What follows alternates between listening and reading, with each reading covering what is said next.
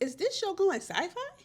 Good morning, good afternoon, good evening. How y'all doing? All right, let's get into Paradise season 2 episodes 1 through 3. So, I've seen a lot of people saying that they didn't like the premiere for season 2 and it was a lot of filler, which I kind of sort of agree with, but also Dan Fogelman, I believe is his name, who is like the one of the executive producers, writers of the show. He is a storyteller, so he builds and builds and a lot of stuff. If you watch any of This Is Us, it's a lot of flashbacks, it's a lot of building to get to a certain point in the story, and it eventually all makes sense. That is his style of writing. So we know, and I have confidence that we can hang in there and that everything will make sense. But I do agree that a lot of it was like, yeah, because like the first episode was just like the Graceland setup and where we meet the girl, and then the second episode we actually do see Xavier for the first, like in the second episode he wasn't in the first episode at all, whereas a lot of the reasons why we watched this show is for Sterling, and he didn't show up until episode 2. So we see him crash landing and what happens after that. The situation with the children was weird, but I felt like it was important to show that, to see how what happened to like people when their parents died, and how children are just out here surviving, and how people are just turning into something weird and scary.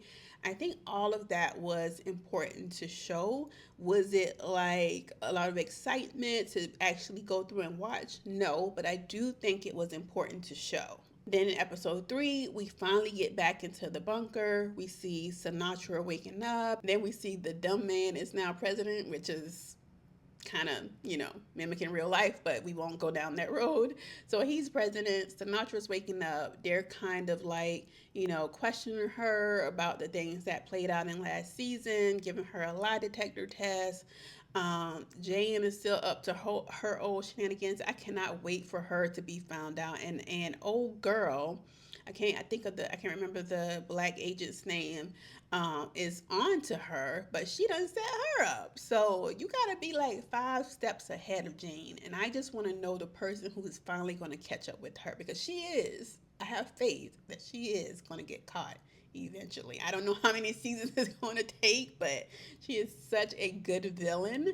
But yeah, I don't know how long it's going to take for them to actually catch her. Then we see like the flashbacks of when Sinatra is having these conversations with I believe the guy was a scientist, who he was like, it's too late. He was trying to warn them about the stuff that was happening with the environment. Of course, nobody is listening, which is again mimicking real life.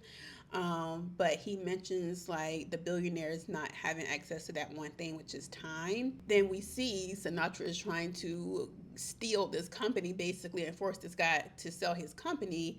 And there might be a situation where we have time travel, or the ability, or Sinatra trying to get the ability to do time travel, because we see back in the bunker, they say that has pulling a lot of the energy that they would need for the bunker for whatever secret project that she is working on. So I don't know how I feel about that, because it could be interesting, but I feel like it's just, I don't know. There's a slight chance that the show could go off the rails if they do turn it into more of a sci-fi situation.